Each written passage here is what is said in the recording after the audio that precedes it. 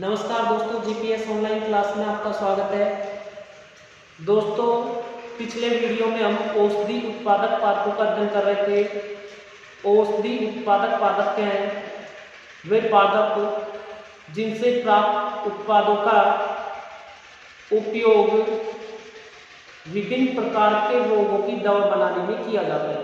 क्या कहलाता है? औषधि उत्पादक पादप। औषधि उत्पादक पादपों में हम सर्पगंधा और कुनेन पढ़ चुके थे। सर्पगंधा का नाम सर्पगंधा क्यों पड़ा? क्योंकि इसकी जो जड़ें होती हैं सांप की तरह लहरदार होती हैं, साथ साथ इसकी जड़ों से सांप जैसी गंध आती है। ठीक है, इसके कारण इसका नाम सर्पगंधा पड़ा। अगला जो आया कुनेन था। कुनेन का उपयोग विशेष रूप से मलेरिया में किया जाता है। अगला जो औषधि उत्पादक पादप आता है, आज का हमारा टॉपिक है अफीम। ठीक है दोस्तों, अफीम की हम बात करते हैं। अफीम का अन्य नाम आइफेन या अम्ल। अफीम को अन्य किस नाम से जाना जाता है? आइफेन या अम्ल से। ठीक है, वानस्पतिक नाम यानी इसका बॉटनिकल नेम क्या है, बायोलॉजिकल नेम क्या है? तो अफीम को टाइटेवा सोमनिफेरम, वानस्पतिक नाम क्या है? टाइटेवा सोमनिफेरम। ठीक है, कुल किस कुल का पौधा अफीम? काइपेबिरेसी कुल का। कौन से कुल का? काइपेबिरेसी कुल का। उपयोगी पादप भाग, कौन सा ऐसा भाग है जो उपयोग में लिया जाता है? तो उपयोगी पादप भाग दो है इसमें, एक तो अपरिपक्व फल और एक बीज। अपरिपक्व फल कैप्सूल कहलाता है फल, फलों का लेटेक्स यानी दूध। इसमें क्या किया जाता है दोस्तों? जो अपरिपक्व फल होता है उसमें एक चीरा लगा दिया जाता है। फल में क्या लगा दिया जाता है? चीरा लगा दिया जाता है, और चीरा लगाने के बाद उस चीरे से क्या निकलता रहता है? दूध निकलता रहता है। ठीक है, और वह दूध सूख कर इसका निर्माण करते हैं अफीम। आया तो समझ भाई, अपरिपक्व फल होता है तो उससे परिपक्व नहीं हो पाता है, और इस अपरिपक्व फल में चीरा लगा देते हैं। चीरा लगाने के बाद उस स्थान से दूध निकलता रहता है, और उस दूध को सुखाकर अफीम बनाई जाती है। तो एक तो अपरिपक्व फल काम में आता है, दूसरा इसका बीज काम में आता है। बीज ओष्ठदाना या फिर खसखस कहा जाता है इसको। इसका उपयोग नशे के लिए खाने में किया जाता है। वैसे अफीम की जो खेती है वो सरकार के नियंत्रण में की जाती है। बिना परमिशन के अफीम की खेती नहीं की जा सकती। इसकी खेती करने के लिए सरकार की परमिशन या अनुमति लेना आवश्यक है। तो इसकी खेती परमिशन के अधीन की जाती है।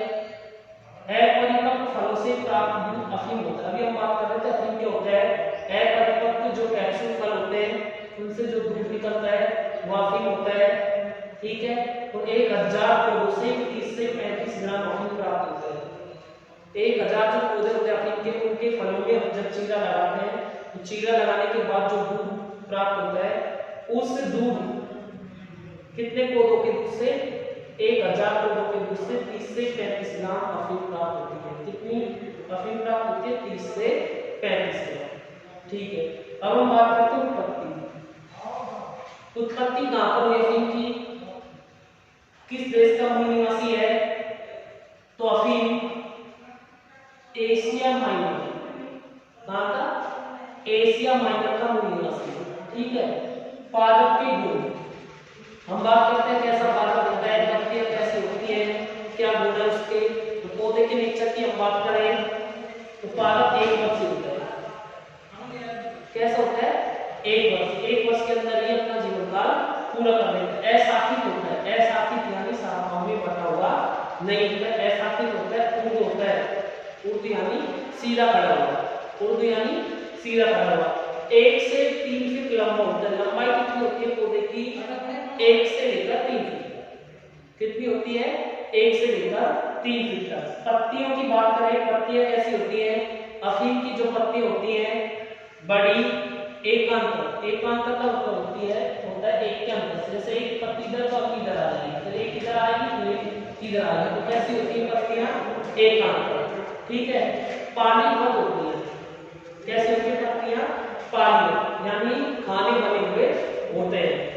पुष्प यदि पुष्पों की बात करें तो अफीम के पुष्प कैसे होते हैं, बड़े आकर्षक, बड़े होते हैं, आकर्षक होते हैं, चमकीले होते हैं, सफेद या बैंगनी कलर के होते हैं। जो पुष्प होते हैं सफेद रंग के या बैंगनी रंग के, बड़े आकर्षक होते हैं, चमकीले होते हैं। इसका जो फल होता है अफीम को उसको कैप्सूल कहा जाता है। क्या कहा जाता है, कैप्सूल। फल को क्या कहते हैं, कैप्सूल। और बीज, यदि फल के अंदर बीज की बात करें तो ऐसा के बीज होते हैं वृत्ताकार होते हैं, वृत्ताकार, किडनी क्या कैसे,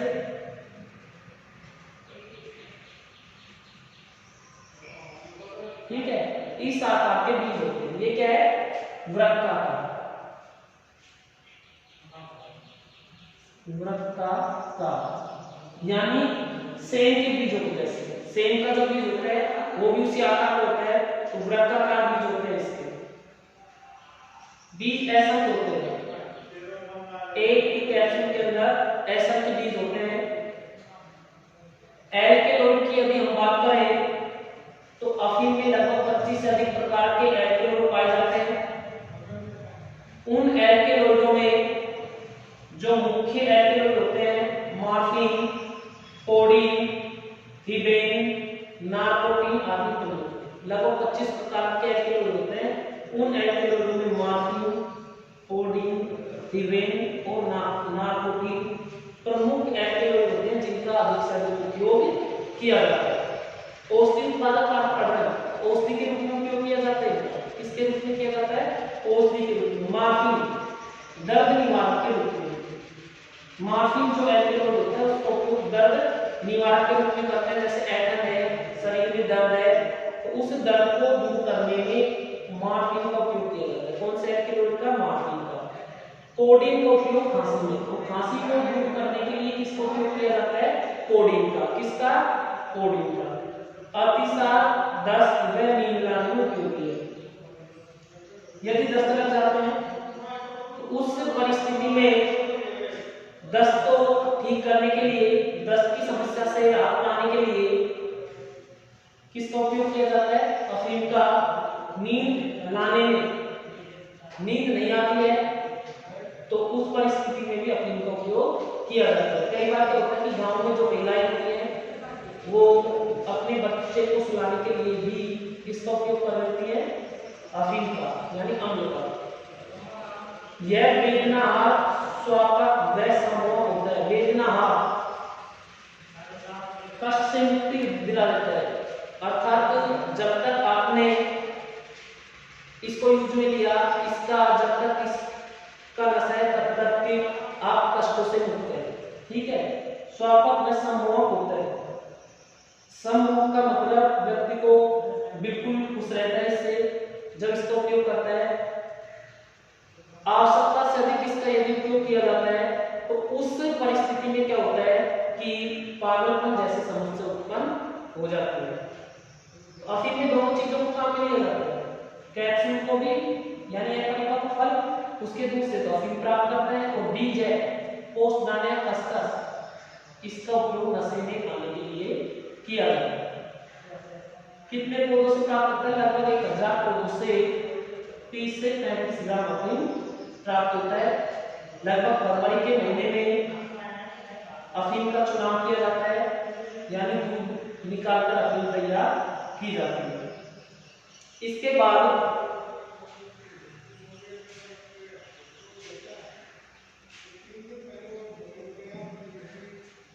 ठीक है, हींग, किसकी बात करते हैं हम, हींग। हींग का भी एक विशेष महत्व है औषधि में, साथ साथ मसाले में भी हींग का उपयोग किया जाता है। तो औषधि उत्पादक भी है, औषधि का निर्माण भी किया जाता है इससे, साथ साथ मसाले में भी इसका उपयोग किया जाता है। वानस्पतिक नाम की यदि हम बात करें, हींग का वानस्पतिक नाम फेरुला ओस्मिरा, वानस्पतिक नाम यानी बायोलॉजिकल नेम, बॉटनिकल नेम क्या है? फेरुला आस्पिटिडा इसका वानस्पतिक नाम है। कुल की बात करें किस कुल का पादप है, तो किस कुल का? एपिएसिया अम्बेलिफेरी। किस कुल का पादप है ये?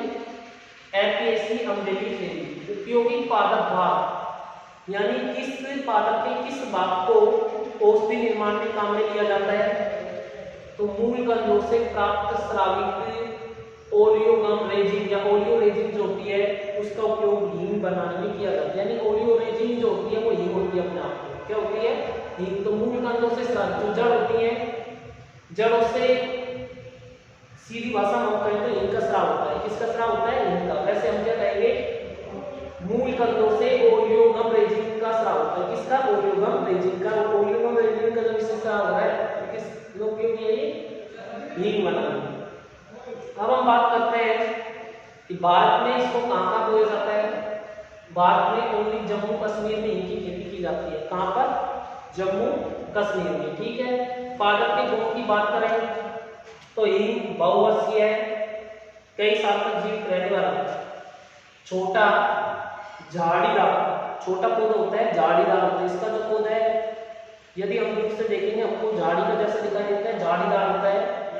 मूल गाजर की आकृति की होती है, क्योंकि हमने यहाँ पढ़ा है उपयुक्त पादप भाग मूल कंद। ठीक है। मूल कंद का मतलब जड़ें कंद का निर्माण करती है। किसका? कंद का। तो जड़ें कैसी होती है? गाजर की आकृति की। कैसी होती है? गाजर की आकृति की। ठीक है। पर्ण बड़ी विभाजित होती है। इसकी जो पर्ण होती है बड़ी होती है और विभाजित होती है। पुष्प एक लिंगी में द्विलिंगी। इसके जो पुष्प होते हैं वे एक लिंगी और द्विलिंगी दोनों प्रकार के होते हैं। कुछ पुष्प ऐसे होते हैं जो एक लिंगी होते हैं, कुछ पुष्प ऐसे होते हैं जो कैसे होते हैं? द्विलिंगी होते हैं। ठीक है। फल छोटे, इसके अंदर जो फल आता है वो क्या होता है? कैसा होता है? छोटा होता है। परंतु ध्यान रखने योग्य बात है फल से हींग प्राप्त नहीं होता है। ठीक है। फल से हींग प्राप्त नहीं होता। किससे होता है? कि जो इसकी जड़ें होती हैं, किसकी? हींग की 1 वर्ष पुरानी जो झाड़ी होती है, 1 वर्ष पुरानी झाड़ी होती है, उसको भूमि के समीप से काट देते हैं। जैसे झाड़ी के ऊपर इस झाड़ी को क्या करते हैं? यहाँ से काट कर अलग कर दिया जाता है जमीन के समीप से। और जब जमीन के समीप से झाड़ी को काट कर अलग करते हैं उस परिस्थिति में क्या होता है कि इन मूल कंदों से ओलियोगम रेजिन नामक पदार्थ स्रावित होता है। और उस ओलियोगम रेजिन या ओलियो रेजिन को क्या कहा जाता है? वापस देखेंगे एक बार। भूमि के पास से झाड़ियों को काट दिया जाता है। बस पुरानी झाड़ियों को, झाड़ियां काटने के बाद क्या होता है कि उन स्थानों से ओलियोगम रेजिन स्रावित होता है। उस ओलियोगम रेजिन को क्या कहा जाता है? ठीक है। फल छोटे होते हैं तो कहने का मतलब ये फलों से हींग प्राप्त नहीं किया जाता। अब हम बात करते हैं कि हींग प्राप्त करने के लिए 1 वर्ष आयु की झाड़ियों को जमीन के समीप से काटना है। झाड़ियों को कहां से काट देते हैं? जमीन के समीप से। जब जमीन के समीप से झाड़ियों को काट देते हैं जिससे ओलियो रेजिन जिसका गाढ़ा होकर हींग बन जाता है। ओलियोगम रेजिन नामक पदार्थ को स्रावित होता है, स्रावित होकर वो गाढ़ा हो जाता है। कुछ दिनों बाद वो गाढ़ा होने के बाद किसका निर्माण हो जाता है? हींग का। ध्यान रखने योग्य बात है फल से नहीं, झाड़ियों से को काटने के बाद जड़ों से ओलियोगम रेजिन नामक जो पदार्थ स्रावित होता है वो किसका निर्माण करता है? हींग का। किसका? हींग का। इसमें किसी भी प्रकार का एल्केनॉल नहीं होता है। एल्केनॉइड एब्सेंट होता है। एल्केनॉल क्या होता है? एब्सेंट, अनुपस्थित होता है एल्केनॉल। एल्केनॉल होता नहीं है। इसमें सेगन तेल, पाइपीन, अम्बेलिफेरिन और फेरुलिकम होता है। ठीक है। इसके अंदर जो गंध आती है विशेष प्रकार की गंध को पाइपीन और फेरुलिक अम्ल के कारण आती है। गंध। ठीक है। हींग के अंदर जो गंध आती है वो पाइपीन और फेरुलिक अम्ल के कारण आती है। उपयोग क्या इसका? कृमि है। कृमि के नाशक के रूप में इसका उपयोग किया जाता है। कृमिनाशक रोगों को दूर करने में किसका उपयोग किया जाता है? हींग का। बात गैस संबंधी समस्या को दूर करता है, पेट से संबंधित तकलीफ हो, गैस जैसी समस्या हो, अपच जैसी समस्या हो, उसको ठीक करता है।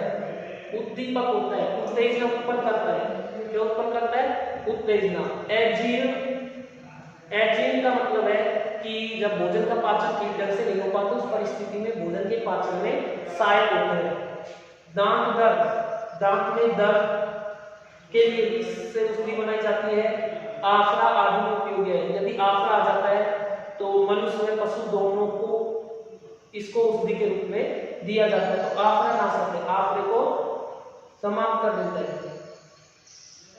हींग से हींगवाष्टक, बाजार में हींग से विभिन्न प्रकार के पदार्थ बनाए जाते हैं, विभिन्न प्रकार की सामग्री बनाकर बेची जाती है, जिनमें हींगवाष्टक चूर्ण, हींग से बना हुआ चूर्ण, योगराज, गुग्गर, हींगनी, वटी आदि बनाए जाते हैं जो बाजार में उपलब्ध है, जिनका उपयोग विभिन्न कार्यों हेतु औषधि के रूप में किया जाता है। ठीक है। हींग औषधि के साथ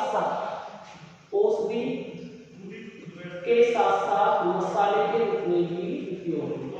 ठीक है। आज के वीडियो में इतना ही। यदि दोस्तों आपको हमारे वीडियो पसंद आया तो हमारे YouTube चैनल को सब्सक्राइब करना